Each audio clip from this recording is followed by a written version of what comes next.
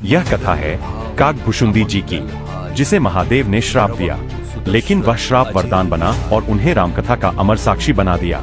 यह केवल कथा नहीं है, यह रहस्य है प्रभु कृपा का।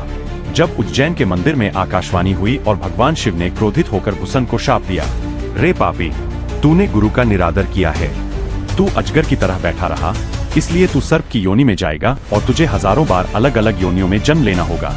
परंतु दयालु गुरु ने जब यह भयानक शाप सुना तो वे रोने लगे। उन्होंने भगवान शिव की स्तुति की और अपने शिष्य के लिए क्षमा मांगी। महादेव प्रसन्न हुए।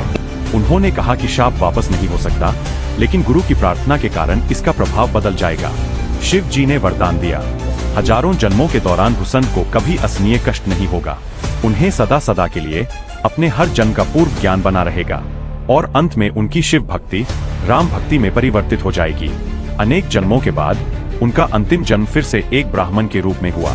उस जन्म में वे लोमश ऋषि के पास सगुन राम की कथा सुनने गए, लेकिन वहां भी तर्क वितर्क करने लगे। ऋषि ने क्रोध में आकर उन्हें कौवा बनने का शाप दे दिया। जब उन्होंने कौवे के शरीर में भी प्रसन्नता से राम नाम का जप करना शुरू किया तो लोमश ऋषि भावुक हो गए। उन्होंने काकभुशुंडी को गले लगा लिया और उन्हें इच्छा मृत्यु तथा अखंड राम भक्ति का वरदान दिया। ऋषि ने कहा, काकभुशुंडी, कौवे का यह शरीर अब तुम्हारे लिए श्राप नहीं, बल्कि भगवान की भक्ति का सबसे सुरक्षित माध्यम बन गया है, जिसे काल भी नहीं छू सकता। इस प्रकार अहंकार से भरा एक ब्राह्मण भगवान शिव के न्याय से गुजरता हुआ अंततः प्रभु श्री राम की अपार कृपा से अमर राम भक्त काकभुशुंडी जी बना।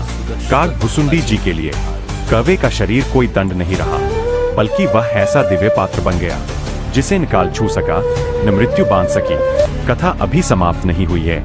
अब प्रश्न उठता है, गरुड़ जी जैसे महाज्ञानी को भी रामकथा का रहस्य समझाने वाले काकभुशुंडी जी और गरुड़ जी का संवाद कैसे हुआ? रामकथा का ऐसा कौन सा गूढ़ रहस्य है जिसे सुनकर स्वयं गरुड़ जी भी विस्मित हो गए? इन सभी रहस्यों का उद्घाटन होगा अगले भाग में। काकभुशुंडी जी और गरुड़ जी का दिव्य संवाद। यदि आप इस अद्भुत रामकथा को आगे भी सुनना चाहते हैं तो अभी इस वीडियो को लाइक करें, अपना भाव कमेंट में लिखें और ऐसी ही भावपूर्ण दुर्लभ कथाओं के लिए हमारे चैनल को सब्सक्राइब करना न भूलें, क्योंकि रामकथा अनंत है और काकभुशुंडी जी की दृष्टि हमें अभी और बहुत कुछ दिखाने वाली है। जय श्री राम, जय सीताराम।